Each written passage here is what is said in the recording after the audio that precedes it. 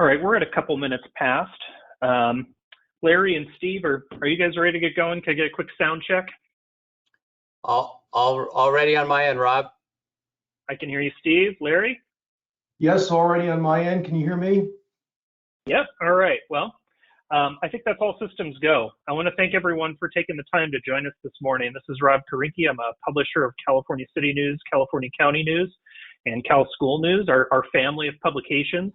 Believe it or not, California City News turns 15 years of age this year, and so it's been quite a run, and we certainly enjoy our service to California cities. I think maybe many of you are aware of our jobs board, which is the oldest, biggest, and best jobs board for local government jobs in California. We are actually this month has been our largest month ever. And last month was the largest month prior to that. It's been also going for 15 years strong now, and we help more than 300 agencies a year fill their vacancies. So if you guys have openings and need more help, please visit the California City News Jobs Board. And that concludes my plug for City News today. We're very honored today to have Kosmot Companies and California Consulting and the CEOs of both of those companies join us here for a fistful of dollars. And if it goes well, maybe Larry and Kosmot, we could do for a few dollars more as a sequel. I want to have just a moment here to introduce our panelists, and then I'll go ahead without further ado and hand it off to them. One thing I do want to note, participants for this are muted just for management purposes. We had quite a number of RSVPs. If folks do have questions, there is a question feature as part of the webinar. Go ahead and submit those questions. I'll kind of aggregate those as we go and make sure that we get to the Q&A at the end. So with that, with us today, we have Larry Kosmont. Larry is chairman and CEO of Kosmot Companies, which he founded in 1986. Kosmot Companies is an industry leader in public-private real estate transactions and economic development. In 1990, Larry founded Kosmont Realty, which is a real estate brokerage. And Larry, I just know from my years at the League of Cities and my travels in local government as a tremendous partner to local government associations. He has tremendous expertise in financing mechanisms and EFIDs and redevelopment back once upon a time. He's been a great friend to local government and a good friend to our publication. So thanks for joining us, Larry. Also with us today is Steve Samuelian, CEO of California Consulting. Steve has a long and illustrious career in California state and local government. I won't say quite how many years as you do in the bio, Steve, but folks are free to read about that. Steve is a former state legislator. His company, California Consulting, which is the state's largest grant writing company and works for cities, counties, schools, special districts, and more, as I'm sure he'll be able to tell you. That concern has been going for nearly 20 years, and Steve is also a great friend to our publication and to local government. He didn't mention it in his bio, but Steve is in various leadership positions at my alma mater, USC, so fight on, Steve. And thanks again to you both. And with that, I think, Larry, you're due to lead us off here. I am, Rob, and thank you very much for having both Steve and myself on. Steve and I have been colleagues for many years, and certainly congratulations to being 15 and looking around 40, Rob, and also to all the success that City News is having and County News. I think it's such a valuable service. So emblematic of that value is today's presentation, and what I'd like to start off with in this preamble is to indicate to the audience that from Steve Samuelian's and my perspective, this economy is really changing. And as a result, the key strategy we're trying to convey here today is that you need to combine the trends of this new post-COVID digital economy along with these new resources that are coming our way, one-time resources essentially from the federal and state government, that sort of post-COVID bailout money, if you will. Combine that with the new opportunities and put them to work in your community. And so this presentation is about first defining this great reset, and secondly, then having Steve come on and talk about these grant opportunities, and I'll come back and wrap the grant opportunities into this new world of economic development tools. One of the primary reasons you're going after grants is to reset, improve, enhance, and revitalize your community. So you need a strategy behind that. That's what today is about, both the sources and the uses. Next slide, please. So as we move forward, the greatest strategic issue that we all serve, next slide please, is that we're at a crossroad, right? There is a opportunity for a better future, a different future. And by the way, we're not defining that future. You know, what City Hall and County Hall, we're used to things coming to us, but this is a circumstance where an economy is shifting without our help, without our input. And at the highest and best use for us is to figure out how do we capture private sector momentum and improve our community, especially since the whole world is reset. We have two very different notions of what's going on that apply to this webinar. One is there's new funding sources. Well, that's because we're coming out of a pretty cataclysmic set of circumstances related to COVID. The other is that we've had an evolving set of economic development toolkits, which are available to us if we know what we want to do. So that's the point, right? Is to move communities forward in a sustainable way.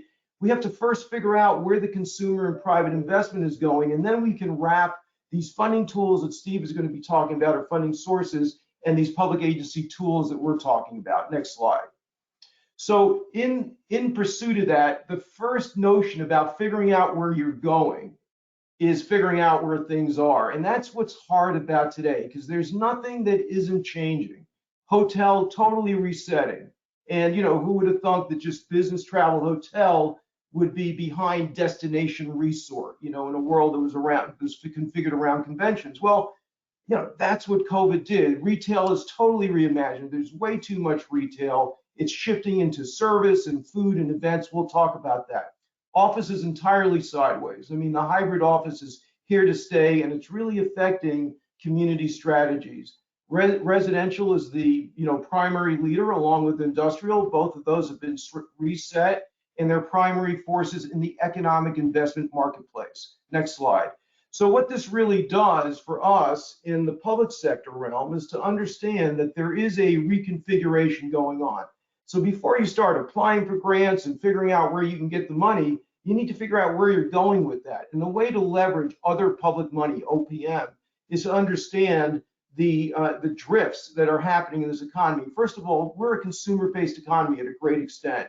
And so consumers are driven by quality of life, the cost of living, the various amenities we can provide them, the essentials, the experiences, safety. Investors have a different perspective. They're driven by how do they capture, how do they motivate consumer spend through the application of technology, where if the demand is shifting, for example, from going to a store to pressing sort of a button on a screen or buying online and picking up in store, how do you take advantage of that? And what do you need from local government to make that work? And there are supply chain anomalies that everyone's working with, big, little, or small. And then, of course, there's just the new live and work patterns that all investors are having to deal with. And that's why you're seeing a resizing of office values versus residential values versus retail values and so on. We'll talk about that a little bit more. City Hall is driven by resident employer needs. We're still in a service business, right? So it's what resident employers, those are our constituents. And then, of course, we're impacted by state policy. Next slide. So in this new world, there are some aspects that we should know about, because if we're going to invest, what do we invest in? Well, we ought to know what our customer wants, right? The customers would like, our residents really today want to be safe from a pandemic. They want to be safe from crime. They want nearby amenities. They want jobs that are convenient. They like open space. They want to have education. They want this 15-minute community. Remember, we were all living in a 1 hour and 15-minute community before, where people were living at night in our suburban communities and then commuting into city centers. That shift has been made, and it's not going back to that same city center focus entirely like it was before. And of course, consumers want it all. They want it to be affordable. They want it to be quality. They want built environment. They want convenience and access.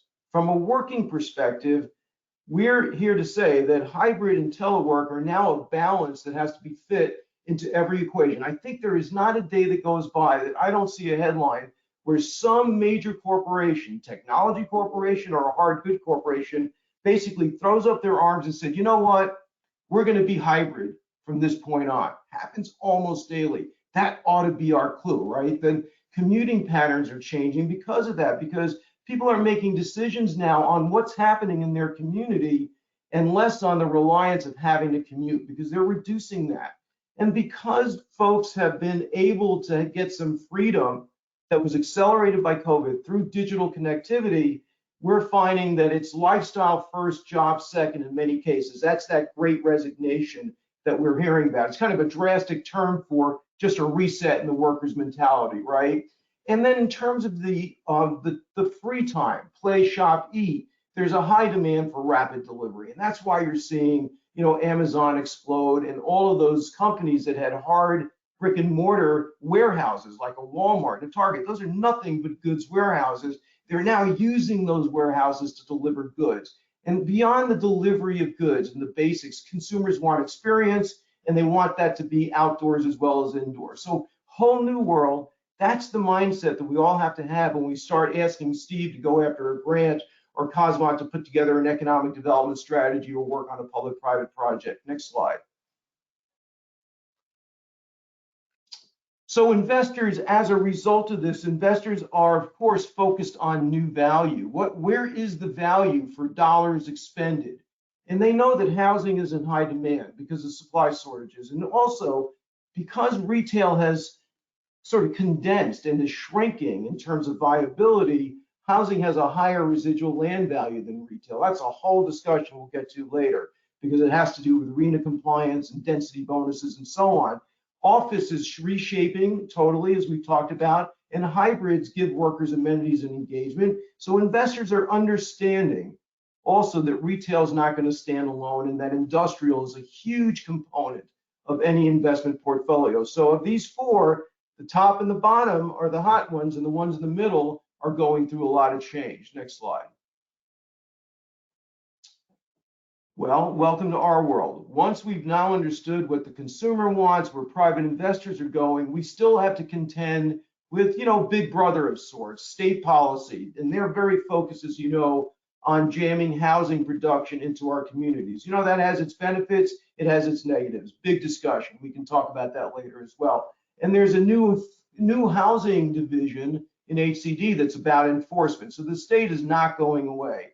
On the land use side, beyond state policy, because these shifts that I just identified, a couple of food groups, office and retail, moving sideways or backwards, and others exploding like industrial residential, there is a different demand for land use applications. You're not going to see a lot of the land use applications that relate to purely retail. What you're going to see is the need for flexible zoning that integrates a bunch of uses and also integrates outdoor spaces. And of course, cities can't in this world just focus on large employers, because individual employees are making the decision about how to affiliate with an employer. And so attracting workers through housing and other amenities becomes important. And where Steve comes in, use other public money, because if you can decide how to converge state policy and priorities with changes in your land use policy so you can attract private investment, then your economic development program needs that other public money component. That's your kickstart in a post-COVID world. Next slide. So at the end of the day, we think, as we view it from our sort of real estate and economic development perch, is that shifting communities are really moving to a blended use, that all of these items come together in different zoning plays, but they're just not standalone anymore. Remember, the value's in the trip, not the square footage. We used to measure shopping centers by, oh, it's 500,000 square feet. Oh, it's 1 million square feet. Oh, no, the important thing today is, does it generate 2,000 trips or 5 trips? All of a sudden, dental in a coffee shop becomes a lot more important than a big anchor store that really can be used online and not in person. Next slide.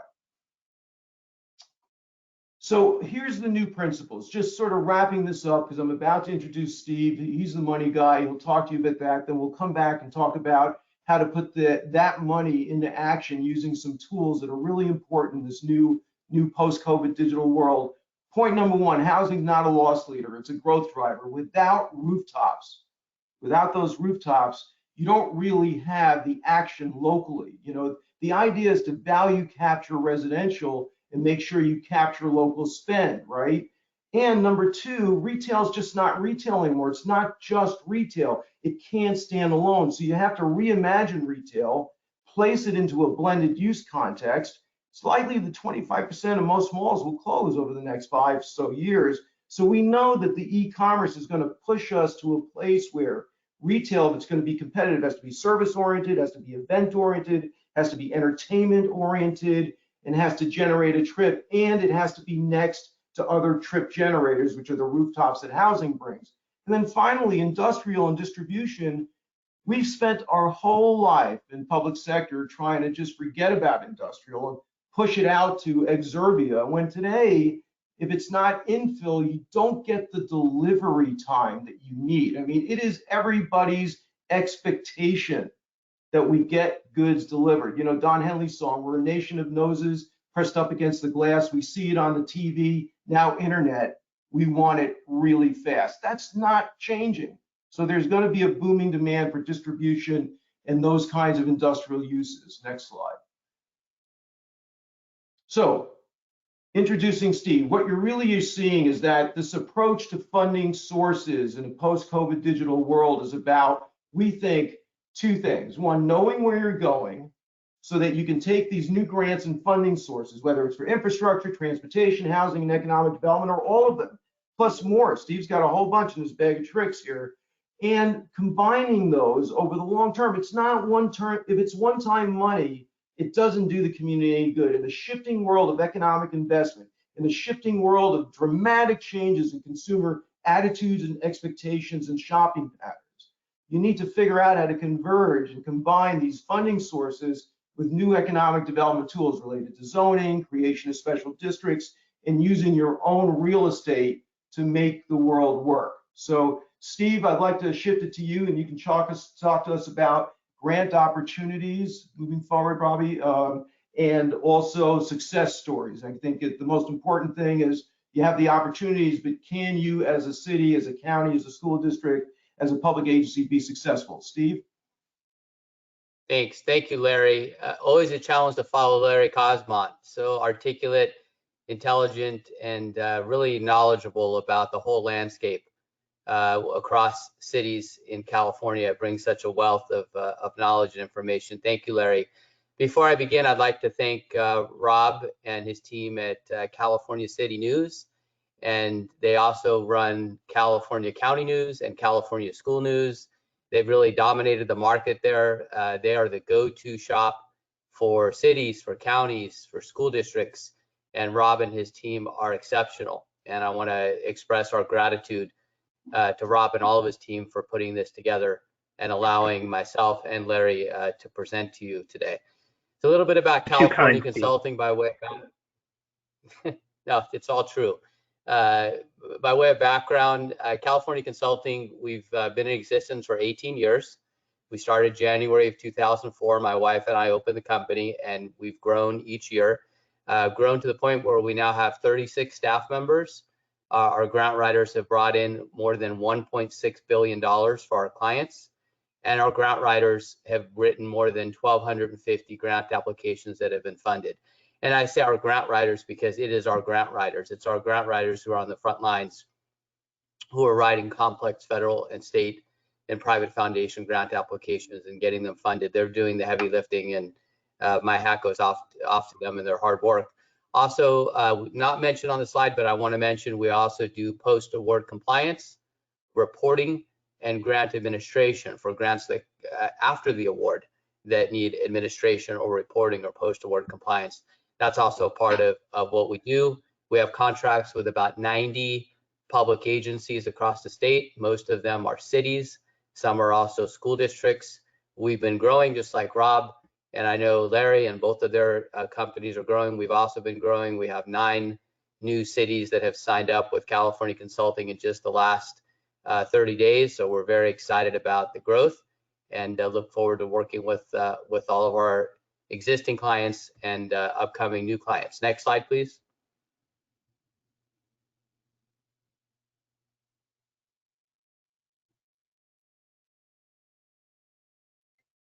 Could we go to the next slide, please, Bobby?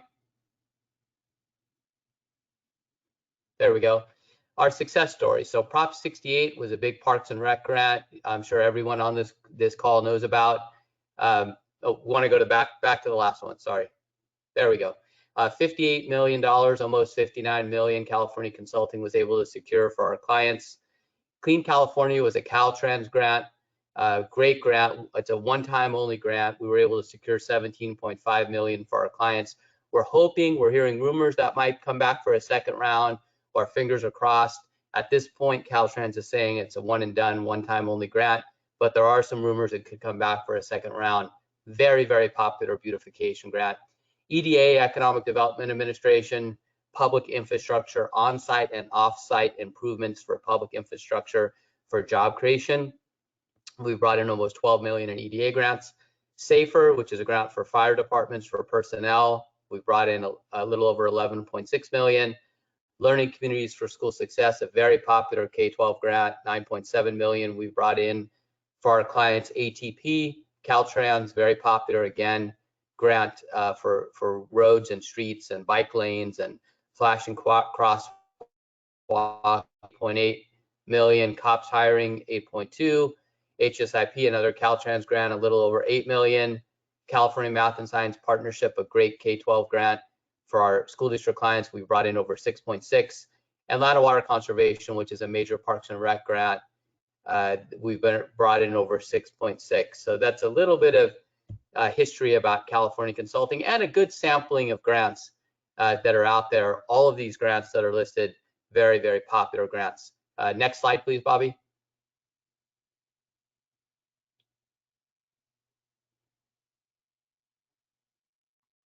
Can we go to the next slide?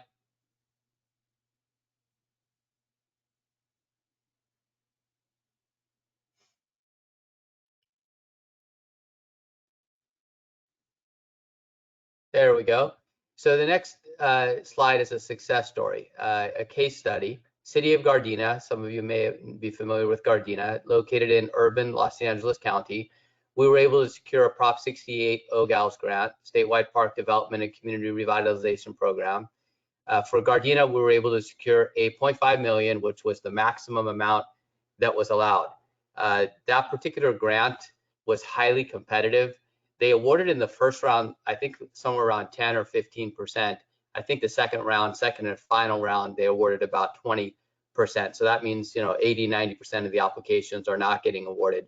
So what Gardena did with it, great team at Gardena. They were really on top of things and crossed every T and dotted every I, and were a pleasure to work with and did a really stellar job.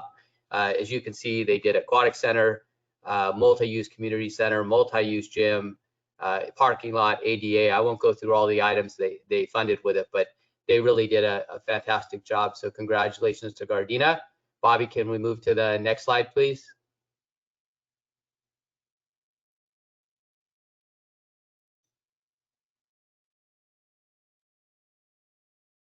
City of Porterville. Our second case study is the City of Porterville, Tulare County up in the San Joaquin Valley. Another Prop 68 award for 7.8 million. City did a great job working with us. 4th Street Revitalization Project, whole list of things that they did with it, a walking path, multi-use community center, multi-use gym, arts and crafts space, youth center, rock wall. Big award for Porterville, $7.8 million. And very proud of the work that Porterville did as a staff and that our grant writing team did at California Consulting. Next slide, please, Bobby.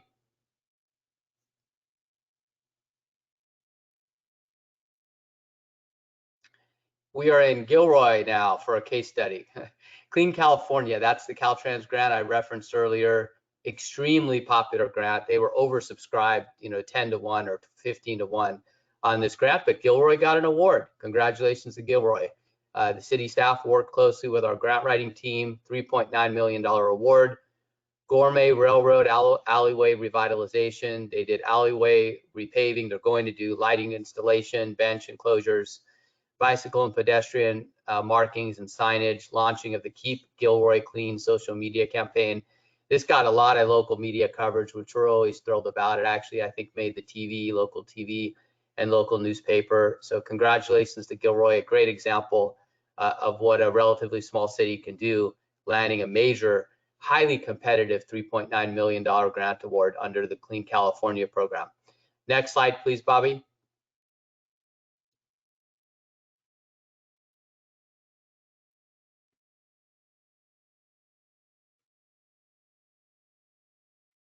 City of Baldwin Park. So this is a city we've been with for 6 years.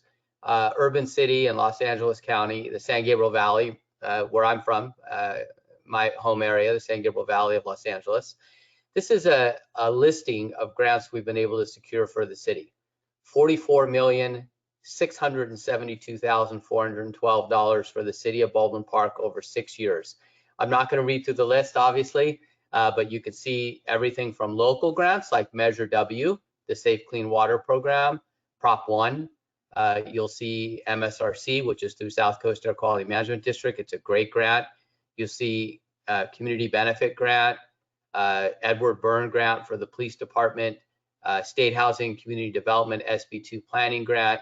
You'll see a couple of large OGALs, Prop 68 grants on there, one for almost 3.1 and one for almost 3.3 million. And then you'll see some public works grants, California Local Roadway Safety Plan, LRSP, just jumping all around, the VW mitigation grant. This is really an example of what can be achieved with grants when you have a dedicated staff. The staff is bought into grants. The city is focused on grants. They have a plan. They know what they want. They have the need, and they also have the organization and ability to be able to work closely and collaboratively in concert with a grant writing company like California Consulting. And this is what the result is. In 6 years, $44.6 million in grants for one city, the city of Baldwin Park. So this is an example of that we wanted to bring forward. And Bobby, if we can go to the next slide, that'd be great. City of Bell. We've worked in the city of Bell only for 3.5 years, but the city of Bell, an urban city in LA County that we're very proud to work with, they've done a great job. They really hit the ground running from the moment they started with us. Again, they had a plan of action. The staff was completely focused and laser focused and bought in on what they needed to do to get grant money. And they started working with us from day one. And we've been able to generate $5,742,026, so almost $5.8 million for the city of Bell. And you can see it's quite a diverse array of grants the city of Bell has received. It's not just for one particular area. It's COVID money, it's Edward Byrne for the PD, it's the LEAP grant, which is very competitive. It's SB2, LRSP, the big Prop 68, 4.5 million almost exactly. On the Prop 68 body worn camera, lots of different grants for Bell. So congratulations to Bell. We're very pleased to work with the city, and this is an example of what we've been able to do in one case study with Bell. Bobby, if we can move to the next slide. Maywood. The city of Maywood has been a client for 5 years, and we've been able to bring in $3,172,000. A Clean California, a very recent $1.3 million, almost $1.4 million award, permanent local housing allocation, another LEAP grant, a large ATP, an SB2. You just look at it, and if you're noticing on this, we're going from federal grants, state grants, to local grants. There are local grants available through your MPO, your Metropolitan Planning Organization, through SCAG, through MTC, through your COG, through your AQMD, South Coast Air Quality Management District if you're in Southern California, or Bay Area AQMD if you're in the Bay Area, or Central Valley, San Joaquin Valley Air Pollution Control District. So we try to really cobble together grants from all different sources rather than just say we're only going to write federal grants or we're only going to work on state grants. You know, grants, we've seen more grants available now than ever in the 18-year history since we've been writing grants at California Consulting. There's more available now than ever, and that's caused us to really step back and say, okay, we're used to writing ATP every year. We're used to writing HSIP every year. Let's look at a whole larger picture of how many grants are available, how many buckets of money are out there at all the different levels. So this is an example from Maywood. Bobby, let's go to the next slide, please. Bakersfield, I'm sure you're all familiar with the city of Bakersfield. just the southern part of the San Joaquin Valley, where LA County turns into Kern County. First major city, Bakersfield, $4,578,000 brought in for the city of Bakersfield in just about 20 months, and 3 large awards, awards that are highly competitive. The Atlanta Water Conservation Fund, if you're aware of it, it's a highly competitive parks grant, very competitive parks grant. Urban greening, again, very competitive, $835,000 for an urban greening. That's a CRNA, California Natural Resources Agency state grant. And then WaterSmart. WaterSmart's a very competitive grant that funds water energy and efficiency. So water meter installation, water meter readers, water efficiency, $743,000 award on WaterSmart. So example of a case study in Bakersfield, $4,578,000. We can go to the next slide, Bobby. The infrastructure bill. Wow, have we received a lot of calls about the infrastructure bill. Our phone has been ringing off the hook about this, our email every day. There's not a day that goes by we don't get 5, 6, 7 emails about this. It's great because it's raised the awareness of grants. Biden and Congress, President Biden and Congress got together and did this infrastructure bill, $1.2 trillion, $660 billion in new money. That is not a typo.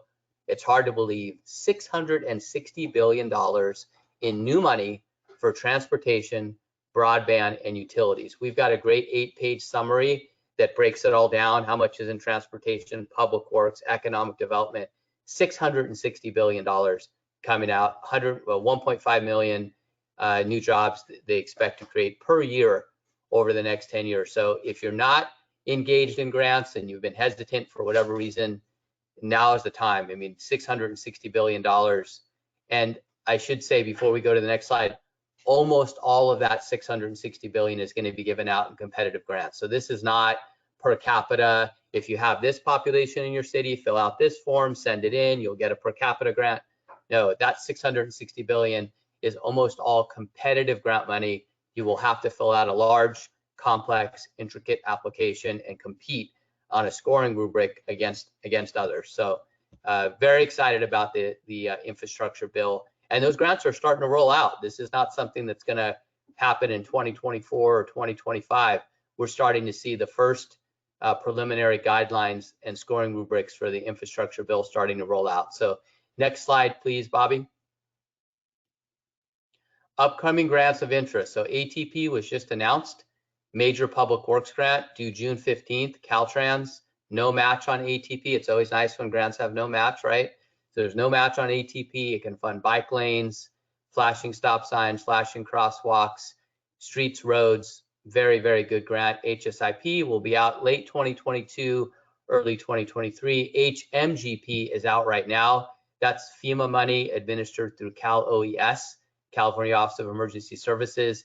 It's for emergency generators, flood control, seismic retrofits, fire prevention, fuel reduction. Really, really popular grant. We're writing a lot of HMGPs. EDA, Major Economic Development Grant for on-site and off-site public infrastructure improvements. So for EDA, think of a hotel, a mini mall, a business park, an industrial park that's coming into your city. And then we've highlighted a series of education grants. We have never seen this many education grants released almost at the same time in the 18 years since we've had California Consulting.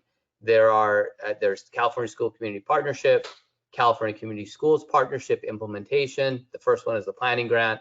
Next one's the implementation. The preschool expansion grant, the Access California Preschool Transitional Kindergarten Full Day Kindergarten Facilities Grant, Learning Communities for School Success, very popular. The UPK grant, which is an automatic allocation, but you do have to do a plan, submit it and approve it in front of your board prior to June 30th. And then there's a fire grant, California Department of Forestry and Fire Protection, Rural Fire Capacity, which is due in August. So this is not a full comprehensive list of grants. This is a small, abbreviated, shortened list of grants that we're writing for our clients. We're writing more than just these, but these are some of the more popular ones. These are all very popular and they're all out and available right now, except for HSIP, which will be out later this year. Bobby, let's go to the next slide, please. And let's talk about ATP. This is cycle 6 of ATP. It's due June 15th. ATP is hugely popular. I would argue this is the most popular public works grant in the state. And if there are any public works directors or public works staff members on this call, I think they would agree with me. Just about every city, I think there's 480 or 485 cities in California. It feels like every single one of them applies for an ATP, and they should. Why wouldn't they? There's no match. The funding request minimum is only $250, so almost every city can come up with a public works project that's minimum of $250,000, and it's a phenomenal grant that funds so many different things: infrastructure, non-infrastructure, combination projects, plans. That's another thing we get asked all the time. Will ATP cover plans? Yes, it will. The development of a community-wide bicycle, pedestrian, safe routes to schools, or active transportation plan. A lot of grants won't fund plans, they'll only fund shelf-ready projects. So ATP out right now, June 15th. I'm sure you're aware of it. If you're not, please feel free to call us. Let us know. We've written dozens of ATPs. Bobby, if we can go to the next slide. Here's another case study, City of Stockton, up in the northern part of the San Joaquin Valley, $4,390,000 ATP awarded project, highly competitive grant, but we were able to secure it. City staff did a great job, our grant writers did a great job, and for the almost $4.4 million, you can see what they funded: bicycle network, signal modifications, etc. So good award for Stockton. Bobby, let's go to the next slide. Caltrans HSIP, I'll just spend a minute on this. The minimum's 100,000, max is 10 million. Late 2022, early 2023, there is a 10% match. HSIP is a great grant for public works. I'll just stop right there. I could talk about HSIP for a long time, but I'll just say keep your eye on this one. If you're not familiar with it, it's an outstanding grant. Bobby, let's go to the next slide. Manteca, there's an HSIP award right there, $2,866,000 for the city of Manteca. Shows you what they did with it. Great working with the city. We love working with Manteca. They have an outstanding staff, and their city worked closely with us to land this major $2.8, almost $2.9 million competitive HSIP award. Let's go to the next slide, Bobby.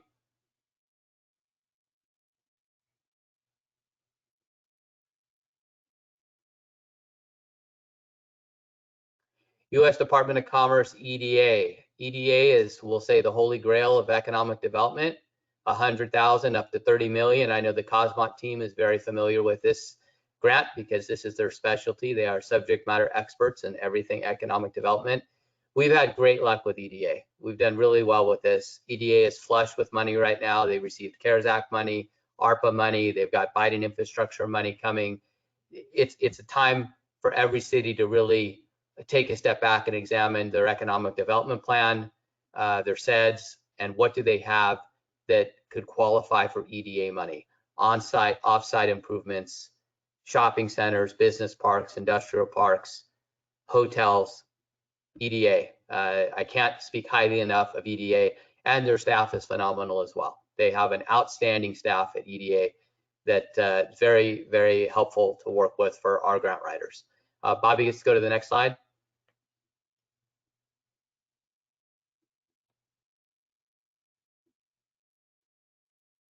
29 Palms, a wonderful city, fantastic city manager there in 29 Palms, Frank Lucchino, who's always going after grants and is very successful in going after grants. And Frank and his team work closely with California Consulting collaboratively, and we've been able to do really, really well there. As you can see, 4 major awards, the largest of which was the Cultural Community and Natural Resources Grant. Actually, the EDA was the largest, 2.2 million. Just talked about EDA, so that was 2,217,000. All 4 of the awards are large. You can see the smallest one was 713,000. So 5,852,000 in just 4 awards for the city of 29 Palms. Aggressive, they're focused, they know what they want to go after, they go after it, they hit it hard, they work with our staff, and the results are almost $6 million in grant awards for 29 Palms. Next slide, please, Bobby.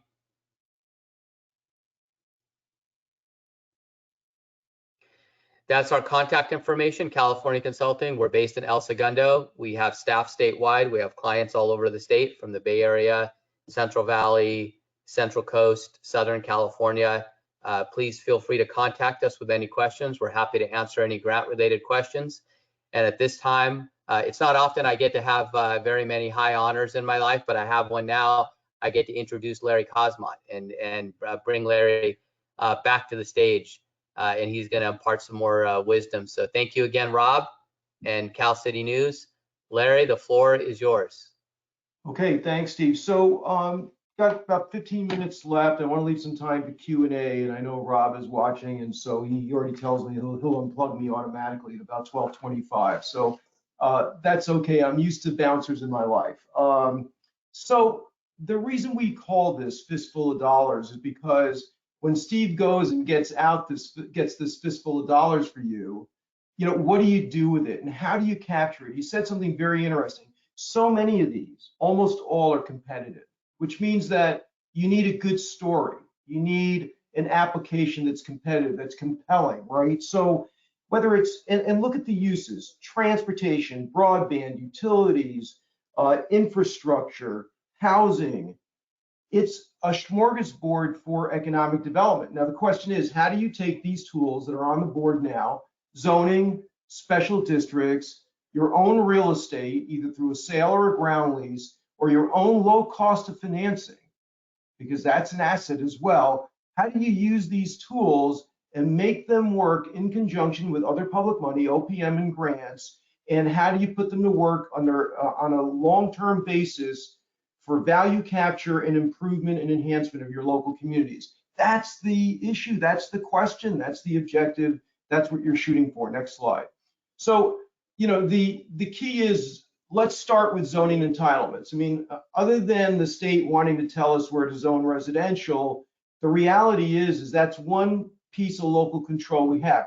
Here's the problem with that based on this new economy. In the old playbook, we would just go ahead and approve specific plans and dole out density like it was just sort of free chips at a casino, right? That, hoping that by giving an owner chips, they'd make the bet and build something. Well, we found out over the years that that doesn't happen. So what are we doing now at Kosmont? We're working with our communities to not dole out density blanket over an area of a specific plan, but in this post-COVID digital world that is impacted by RENA numbers, try and assign the density to residentially zoned areas and keep your commercial zone areas to the extent you can free of that new density, because guess what? Because with density, with residential having the highest residual land value, you can actually trade that density for community amenities paid for by developers. They're willing to step up because you're increasing their value from a retail zone or office zone to a residential or industrial zone. And so you can use that money, combine it with grant funds, next slide, and be into a much different genre of accomplishment. So these are the steps to get to that process. What I say is, don't throw specific plans out the window. Just don't assign specifically the density to users and owners that may never put it into play in this opportunity constrained world. Put it in a density opportunity bank, if you will, reserve account that allows you to dole it out. You can see number 2 on the right. You can take density that's pre-approved and assign it to a development project and trade off improvements for that. Next slide. So that's a value capture mechanism that lets your grant money go further. And look at, we have lots of case studies. Buellton is a good one where they look to improve the Avenue of the Flag. So they didn't have the money. So they did a couple of things. And sure, they went after some grants, but they manufactured currency by upgrading their zoning, not assigning it, putting in a development opportunity reserve, and then trading off that density for the benefits and amenities you see in the middle there, whether it's restrooms or offsite improvements. Here's the beauty. You're pre-approving density, you're pre-approving amenities, and you're sending a signal to the investment community, not to passive owners, but to the investment community that will come in and negotiate a development project for you that actually can be part of a grant application. So you're creating value for yourself. You're manufacturing more value by going after a grant using other public money. That's a strategy or a set of components of a strategy that works today. Next slide. Giving away zoning doesn't work. Here's another one. You can figure out where you think private investment is going to go. So remember, I started out by saying that, understanding how to make all this work, being successful at grant acquisition, getting private investment requires an understanding of this mind reset that's occurring in the private sector, whether it's the investor mind reset or the consumer mind reset or the policy being driven by Sacramento. Okay, well, once you get that and you kind of you start to understand where investment's going to go in your community, you can bracket or capture that investment by placing the areas of likely investment into a special tax increment zone. And under the EIFD law, Enhanced Infrastructure Financing District, I don't make these titles up, that's Sacramento, EIFD or a CREA, you can select the areas, and under an EIFD, they don't even have to be adjacent. So you can cherry pick where private investment is going. You can upgrade the zoning on an unallocated but pre-approved basis. You can go out and get a grant, and you can go to work with a game plan that uses this money, uses resources, uses zoning, uses private investment to your community's benefit. That's a strategy. Next slide. These, by the way, these districts are moving up and down the state. They're really gaining traction. And why? Because what they do on the right, this graph, and there won't be a test, but this graph just says, look, once you establish this district, the blue, you create a baseline tax level. Anything more than that that gets invested in, any private investment above that, whether it's incremental growth of the existing AV, the 2% a year under Prop 13, or it's new investment, all of that additional money comes back to the city in a special fund managed by the Public Financing Authority that manages the EIFD. And it is very likely that if you choose the projects that the district can work on strategically, you can get the county to throw in some money as well. We did it in Orange County, we've done it in LA County. It is a reality that counties will participate if they see the upside.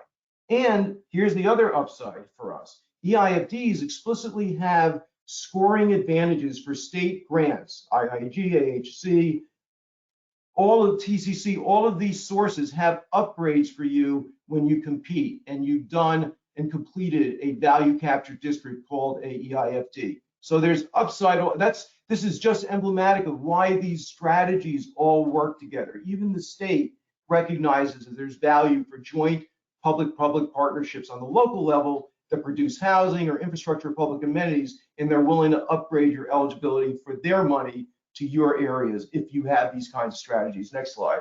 And as I said earlier, these are really very popular. Placentia is a small Orange County city that successfully put together an EIFD. They use their zoning to upgrade value, just like we talked about. They are pursuing grants for street, water, sewer, and transit. They created this tax increment district. They're going to capture 22 million in value. And guess what? They got the county to throw in their tax increment because a lot of the improvements related to regional transit. All you have to do is find common ground, and you can get that other money and leverage up all of the work that we're talking about. This is all about convergence of resources and being strategic and creative about where you're going to reposition your community in this new world. Next slide. So a good list. I mean, this is big, small, medium. These are counties. These are cities. These are north. These are central. These are southern. They're all over the map. Why? Because they're districts that capture value. They're districts that have increased eligibility for grant sources.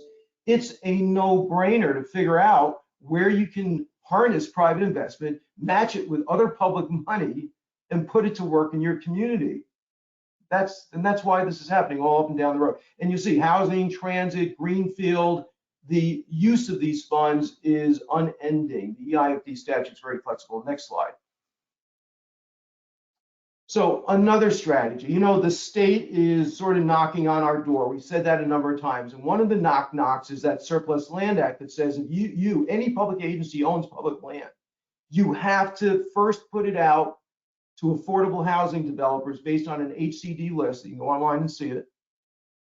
And then once you go through a selection process, it doesn't require that you select an affordable housing project. Then you can put that property out on the marketplace. Well, what that really does from Kosmont's perspective, and we've been in this real estate business for 35 years doing lots of work with all of you, is this is a way to, take that sort of hammer that the state's trying to impose on us and figure out first, where do you want to go with the assets you have? We know we have to expose them out to the affordable housing community. Okay, that's not an opinion of value or concern. That's just the law. So can we figure out how to monetize these assets for either housing, affordable or otherwise, or lease revenue, or financing revenue? And can we fit these assets into a grant application for broadband, sewer, water, our ARPA money? Next slide. So the one thing you just need to know now is that you're not quite as free as you once were before 2020, before the Surplus Land Act, AB 1484, got placed into its recent version, which says that, in the old days, you could sell a city or public property and put it out for an RFQ or RFP. You now have to go through this process. But here's the thing. You don't have to say yes to a deal unless it's got fair market value attached to it, but you need to know where you're going with it so you can put the property out and still comply with the Surplus Lands Act, and at the other end of the chute, make sure you end up with a project that makes sense for your community. So to me, the Surplus Land Act is a wake-up call to go through our garage of ownership and start putting it into the economic development toolkit and putting it out to work as soon as you possibly can. And by the way, it helps you comply with RENA to the extent you actually put housing units on some of these sites. So there's a double victory there: economic development, RENA compliance. Next slide. So another asset that we have, and this is sort of, you walk down the hall or you get on a Zoom call with your finance director, you say, hey, what's our prevailing interest rate? Can I restructure our current debt, whether it's pension obligation debt, which sits at 7%, can I move that to 4%, even with interest rates moving up, which tells us that this opportunity, like most in the world, changes with time. So this is time sensitive. So to the extent that you have projects that you're looking to fund infrastructure through, to the extent that these projects can't be just funded by a grant source or aren't going to be funded by a trade-off in value for zoning with a developer, then it's money. You need to figure out whether or not you can take advantage of your low-cost interest, even still today, and put leasebacks in publicly owned lands, and figure out if you can put in the infrastructure that accelerates the investment in a special district, like in the IFD. Also, you're getting, on the right, a lot of new federal and state money that's going to sit in your coffers. Can you invest those within the standards of the law that are fundamentally conservative, but can you take them out of LAIF and put them into a more assertive investment program, something Kosmont is doing for many of our small public agencies, where we're doubling and tripling the return on invested cash while we have it. Again, these are all the resources. Remember that slide, 1, 2, 3, 4. These are all the resources you have in addition to grants to make things work. Next slide. Work better in terms of economic development investment. Steve's gone through these. We just like to put this up because back to what Steve was saying is all of these tools that we're talking about, all of these projects that can benefit from these tools will do better with other money. So you're always wanting to match, and you can look at the list. These are economic development categories in a public sector clothing, right? In public sector garb: water, sewer, broadband, distribution, bridges, roads. These are all items that can help the private sector invest in your community, particularly if you put their projects in that value capture district called an EIFD, especially if you use your zoning in a way that trades off value, especially if you use your low-cost financing that gives you greater liquidity at a lower cost. Next slide. This is what makes all of this work. So just in conclusion, we say put these grants and the economic development playbook we're talking about into action. I mean, if you take anything from this, particular webinar, other than there's a whole bunch of public money out there that Steve can help you get, it is know where you're going so that you can use it, so you can be more competitive about these applications. Box number 1. Be transparent, work with your community to identify those preferred projects, those preferred areas, and match them with those public funding sources, the ones that you control and the ones that California communities or others can go get for you. Consider those grant sources, and then box number 3, pick the economic development tools that best suit your community. Not every community is going to want to do an EAFD. Not every community wants to do a ground lease. you all have preferences. So the point is, if you know what you're trying to solve for, if you're trying to reset your local economy, if you're trying to attract small businesses, if you're trying to become an attractive 15-minute community so no one ever gets on the freeway again and they all spend their money in your community, in your boundaries, then you have to identify, evaluate, and select the tools and match them to the projects. That's the key. And it deserves a public dialogue, by the way. All of this requires communication with your council, with your leadership, with your community. And then, of course, review whatever debt and investment opportunities you have. If you're letting cash sit there and that's not working for you, that's just a passive error. You shouldn't do that.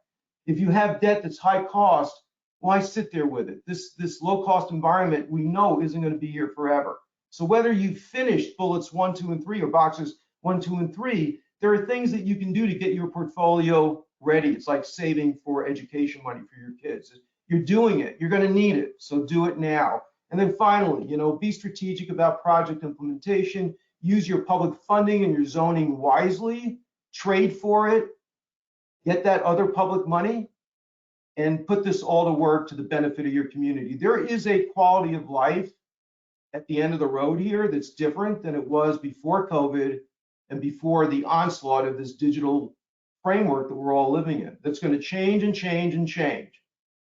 The key is to get on the right path for your community so that your future is sustainable, your future is competitive, and your future is compatible with the desires of your political leaders and your constituents. I think we could open it up for questions if we want, Rob. I'll leave that to you. Thank you very much, everyone. Sounds great. Gosh, Steve and Larry, thanks so much. And thanks everyone who's hung in. We've had really great participation all throughout your guys' talk. So obviously high interest. One pretty easy question I can answer off the top is there going to be a recording of this presentation available? Yes, there will be. It'll be up on the California City News website. If not later today, certainly tomorrow when we send out our newsletter, which everyone should subscribe to. If you're not, you can do it at californiacitynews.org. One question we had that I think could be equal parts for both you, Steve and Larry, is where are you seeing most of the return on investment? Does it just vary from different municipalities, or are there specific broader trends in where cities ought to focus to bring dollars in? So from my perspective, I think the best return on investment comes from installing infrastructure that's difficult for the private sector to invest in on a project by project basis. I mean, there's very few projects that carry their own weight in terms of a large infrastructure project. The showstopper for almost every project is, well, you have to put in an overpass, or you have to put in a freeway on-ramp or off-ramp. Those are drastic examples. So the point is, the infrastructure, being able to support private investment by bringing infrastructure to their doorstep that accelerates their comfort to invest more, is really the biggest bang for your buck that we find. Well said, Larry. Steve, anything else Larry. Go ahead. Good. Yeah, I would agree with Larry, and I would just emphasize public works and economic development. It seems like there's a lot of money flowing to that. Just look at the infrastructure bill. The infrastructure bill is very focused in that $600 billion. They're very focused on what they're giving out money to. It's streets, it's roads, it's broadband, it's energy efficiency, water efficiency. It's very, very focused.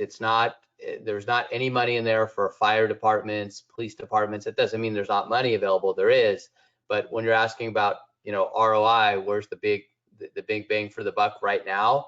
It's definitely in the infrastructure. It's in water infrastructure, public works infrastructure, economic development, those types of sectors. Got it. And folks, it looks like have caught on to using the question feature on the webinar. But if you have a question, go ahead and type it in there, and we'll try and get to as many as we can. We have another question, Steve, for you. Can a JPA go after the new White House funds, or must they be municipalities? That's a good question. I don't know the answer to. We do work for some JPAs and do grant writing for some JPAs. So my hunch would be, kind of my instinctual answer would be yes. There wouldn't be a reason why a JPA would not be eligible. But before I say definitively, I'd like to check with our grant experts and get some definitive response on that. Okay. Another question. Go ahead, Larry.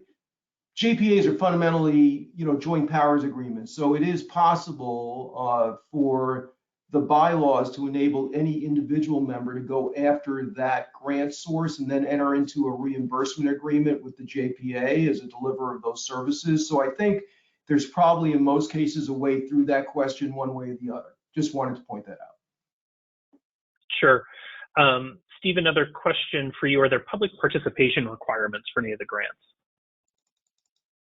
Yes, there are definitely public participation requirements, community workshops requirements for some grants, not for all grants. So, the Prop 68 is a great example where they were required to do several community forums and get community input from constituents and from citizens. But not every single grant has public participation requirements. There are some grants that don't. So it's really a case-by-case basis. Pair of questions we have on EIFDs, Larry.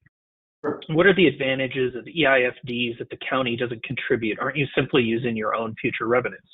Yeah, so there's really only two advantages that I can think of, and they're meaningful, right? One is that you are sending a message. Very often, whatever you're going to spend in the EIFD's infrastructure financing plan, which is the doctrine that really governs the spending plan of the EIFD, to the extent that you're going to spend that money on local projects, when you put the resources for those local projects, local infrastructure projects in an EIFD, you're sending a message to the private sector that you're investing in that area for 45 years. That's a much different mindset than money that can be distracted by changes in the city council and other political distractions, right?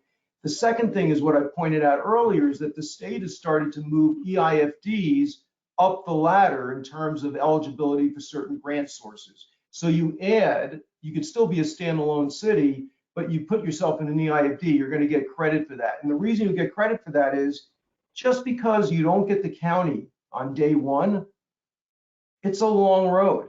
And we're having counties now look at joining at EIFDs a couple of years down the road because they're seeing the advantage. So if you leave that platform open for the county to join, that's a third reason, because you may get other allies as you move forward, including a special district.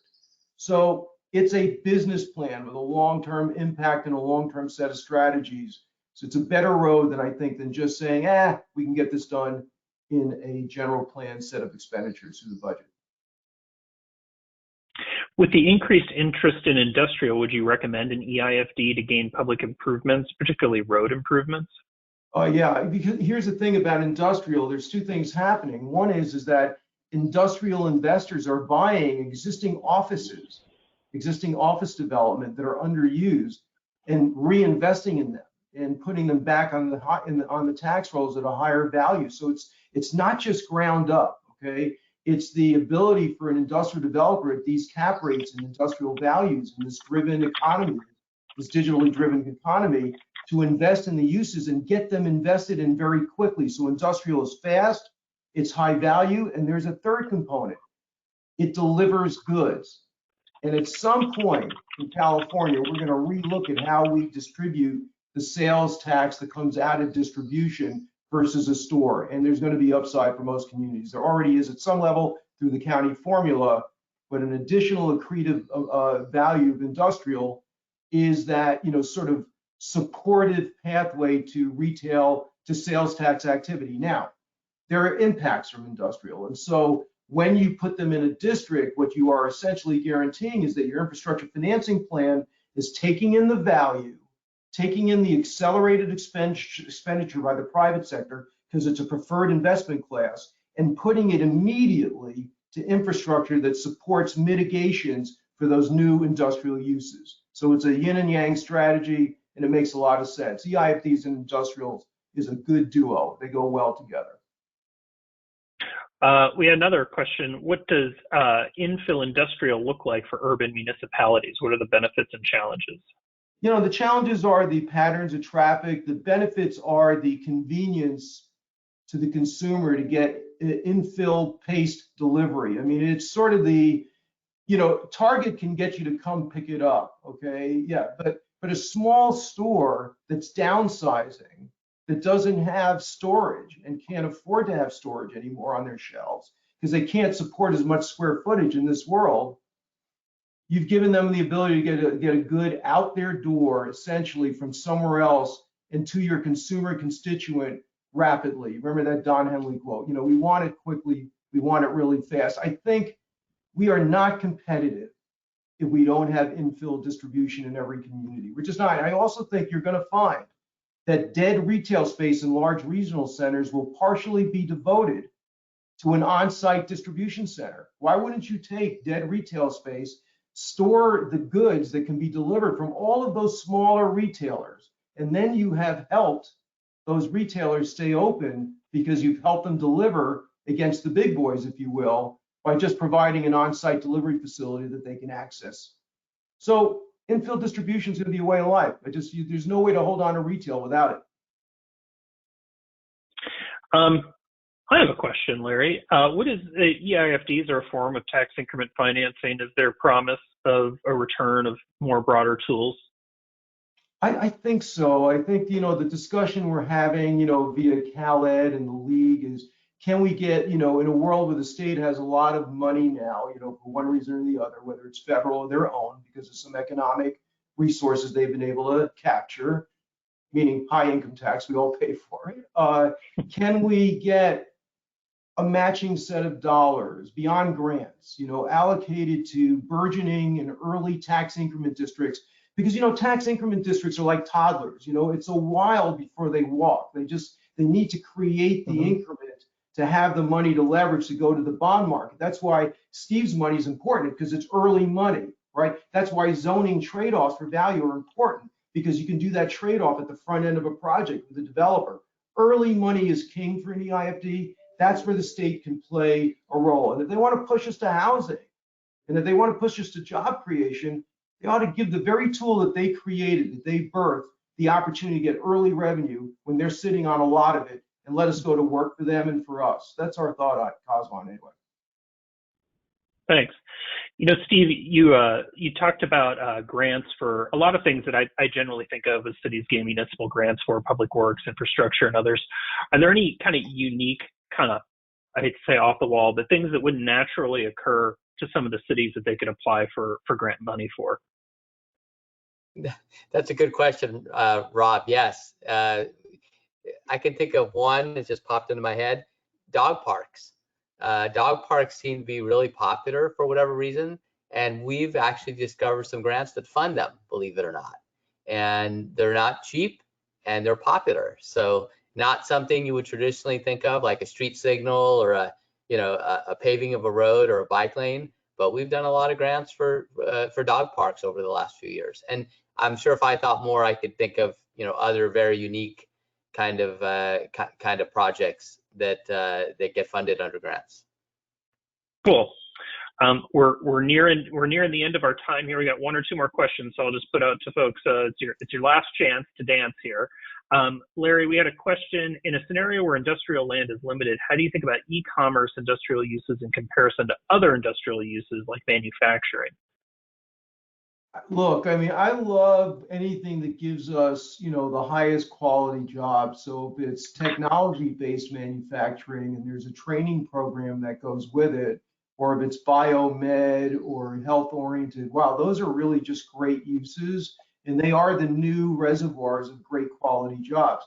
You know, distribution is important because of all of the aspects of consumerism and speed and convenience and access that we all need. And it's important to preserve retail to give it a base of delivery. But, you know, it's not as, it's not as robust in terms of job creation, both at the income level and also at the diversification level. So, you know, they're both important, but if you're going to get the distribution, if you enable it properly, you're going to get that, I think, because we're in a big fill in the gaps game nationally. I mean, if you looked at Amazon's footprint of distribution just 5 years ago versus today, you'd be astonished. It's like a painting, like a Monet, where you just filled in all the ink on all the paint on the screen. That's their point. They want to be within an hour of every major center in a significant way. Well, you're going to get infill.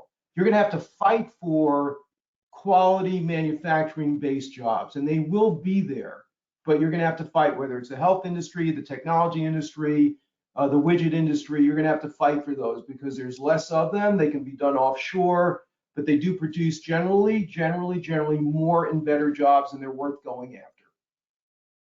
Got it. Thank you, Larry. Steve, we got a question. Where can one find grants for dog parks? I assume by calling California Consulting. Is that the short answer? Rob's got the right answer. I knew, he graduated from USC, very prestigious, high-end education, and look at that. He just nailed the answer. Call California Consulting. Another question, if a city is considering a public-private partnership for the redevelopment of a downtown and is considering public versus private streets, as well as whether the park should be private versus publicly owned, are there grant opportunities for either?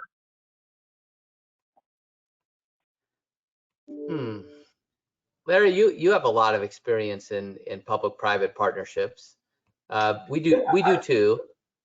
Right. I find that the grants tend to be for public ownership and public operation, although sometimes nonprofits can be, pushed into that slot. It's harder, other than EDA, Steve, which will fund private activity. The other ones tend to be public in nature. You would know that, right? Would you agree? EDA is the low-hanging fruit. I hate to ever call EDA low-hanging fruit because it's highly competitive, but EDA is the easy answer, Rob, to that question is EDA. Prototypical EDA is hotel is coming into a city, mini malls coming into a city. They say to the city, hey, city, we need $3 million or $5 million or $8 million in infrastructure for on-site and off-site improvements. City, will you pay for this? If you pay for this, we'll bring our hotel, we'll bring we'll be a tenant in your business park, we'll be a tenant in your industrial park. And the city says, we don't have $3 or $5 or $7 million laying around to pay for that infrastructure. So we apply for an EDA grant, and EDA comes in and pays for that infrastructure. And the business is able to locate, the city gets the benefit of the job creation, good paying jobs, only permanent jobs on EDA, not temporary jobs. So the construction jobs don't count. They have to be permanent jobs. The more jobs, the better paying jobs, the better. So EDA that's, I guess, the prototypical answer to that question. Easy answer would be EDA. Are there other grants besides EDA? There could be. I mean, we're looking at the infrastructure bill right now, and there's definitely a lot of money in the infrastructure bill. We're still deciphering it, but EDA is kind of our go-to for that, Rob. Gotcha. Well, that brings us to the end, and I don't have any other smart questions. So I'm going to say going once, going twice here, and unless anyone comes in here at the buzzer, I'm going to go ahead and thank everyone for their time here this morning. I thought this was a great, really fascinating conversation, and certainly worthy of the few dollars more sequel here a little ways down the road. Steve and Larry, I want to thank you both so much for your time and for everything you do for local governments. And I want to thank everyone in all of the cities and counties and maybe schools and special districts who joined us today for everything you're doing. Be sure and sign up for California City News, California County News, Cal School News, all three. If you're a local government junkie, we've got some exciting new features coming to those sites, and look forward to seeing all of you hopefully again in the near future. Thanks once again. Thank you, everyone. Thank you, everyone. Thank you.